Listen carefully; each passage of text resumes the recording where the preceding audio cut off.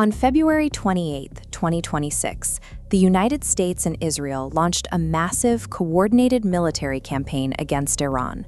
The joint strikes hit major cities and crippled nuclear facilities, marking the arrival of a conflict 50 years in the making. This operation signaled a structural shift in Middle Eastern security. To understand the path to open war, we have to look at the original historical baseline. For the first 3 decades after Israel's creation in 1948, Iran and Israel were actually close allies. Iran was the second Muslim-majority country to recognize the newly established Israeli state. Under the rule of Shah Mohammad Reza Pahlavi, the two nations maintained a quiet but significant strategic partnership. Iran supplied Israel with oil, despite an Arab economic boycott, while the two countries shared intelligence, and Israel provided direct training to Iranian military personnel. This map shows the geography behind Israel's periphery doctrine.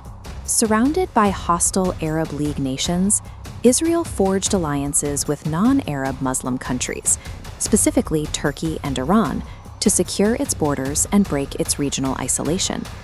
With the United States backing this tripartite relationship, the US, Israel, and Iran formed a powerful bloc against Soviet-aligned Arab states. This alliance once defined regional stability, serving as the primary security architecture of the Middle East. The 1979 Islamic Revolution dismantled this alignment. Mass protests forced the US-backed Shah to flee the country, allowing for the total overthrow of the secular, Western-aligned monarchy. Ayatollah Ruhollah Khomeini returned from exile to establish the Islamic Republic of Iran. He transformed the nation into a Shiite theocracy, designating Israel as the Little Satan and the United States as the Great Satan, a complete reversal of the Shah's foreign policy. The physical rupture of relations followed shortly after. Students seized the U.S. Embassy in Tehran, beginning a 444-day hostage crisis that ended all diplomatic ties between the two nations. By integrating anti-Western ideology into the foundation of the government, the revolution hardwired the geopolitical conflict. The new Iranian state viewed Israel as an illegitimate occupier, and both the US and Israel were now classified as existential enemies. For the next 20 years, the conflict remained indirect. That changed in August 2002, when Western intelligence revealed that Iran had built a secret uranium enrichment facility. This satellite view shows the facility at Natanz. Developing the capability to enrich uranium meant Iran could potentially manufacture the fissile material required for nuclear weapons, a move the international community viewed as a direct threat. This revelation triggered a decade of covert action. A joint US-Israeli computer virus known as Stuxnet destroyed Iranian centrifuges, while a series of explosions hit nuclear sites, and Iranian scientists were assassinated in Tehran. To reduce regional tensions, 6 world powers negotiated the Joint Comprehensive Plan of Action, or JCPOA, in 2015. Under this deal, Iran agreed to limit its uranium enrichment to 3.67% and submit to the most intrusive nuclear inspections in history in exchange for the lifting of economic sanctions. While the JCPOA paused the nuclear clock, it failed to address Iran's ballistic missile program or its regional activities. Without mutual trust between the players, the underlying shadow war continued. In May 2018, President Donald Trump unilaterally withdrew the United States from the JCPOA. His administration launched a maximum pressure campaign of crippling sanctions intended to force Iran into a more restrictive agreement. This chart shows Iran's response. Abandoning the deal's limits, Iran accelerated its nuclear program, reaching 60% purity. This critical technical milestone leaves the material one small step away from the 90% purity required for weapons-grade uranium. As the nuclear limits dissolved, the regional conflict intensified. In January 2020, a U.S. drone strike assassinated General Qasem Soleimani, the commander of Iran's Quds Force. Iran retaliated with a missile strike on U.S. military bases in Iraq. Tensions accelerated again on October 7, 2023, after Hamas militants launched a massive attack on Israel. The ensuing war in Gaza activated Iran's proxy networks across the region, bringing the long-running shadow war closer to a direct confrontation. By 2025, the JCPOA was legally dead. Following a 12-day Israeli military campaign against Iranian nuclear sites, European powers triggered the snapback mechanism, a provision that automatically restores all international sanctions, officially burying the nuclear deal.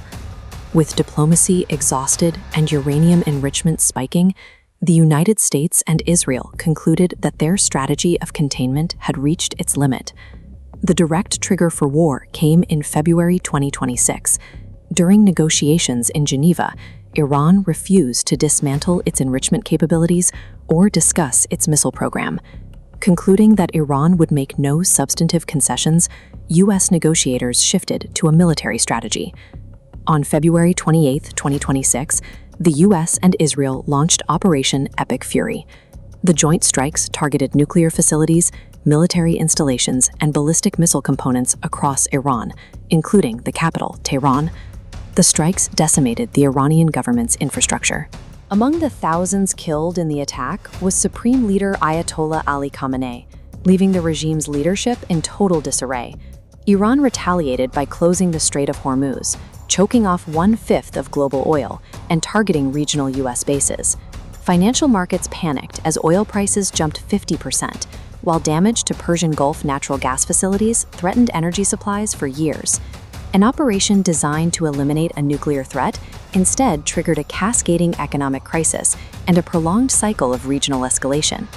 As the war dragged into March 2026, the alliance between the U.S. and Israel began to fracture. After an Israeli strike on Iran's South Pars gas field, Washington publicly distanced itself, claiming it had no prior knowledge of the operation. The two nations were now pursuing different objectives. Israel sought the total overthrow of the Iranian regime to eliminate a geographic threat. The United States, however, focused only on degrading the Iranian military and nuclear capacity before finding a clear exit strategy. Washington worried that a total collapse of the Iranian state would trigger uncontainable regional instability. U.S. officials also had to balance resources against commitments in the Indo-Pacific, a strategic pressure that did not apply to Israel. Operation Epic Fury was the product of 47 years of compounding hostility. From the 1979 revolution to the collapse of the JCPOA, every failed negotiation and covert attack moved the two sides closer to this inevitable confrontation. The 2026 war realigned the Middle East, inflicting massive structural losses on Iran while ending any hope of future diplomacy. With the JCPOA dead and the leadership dismantled, the Iranian regime now faces a singular choice: whether to finally commit to building the bomb.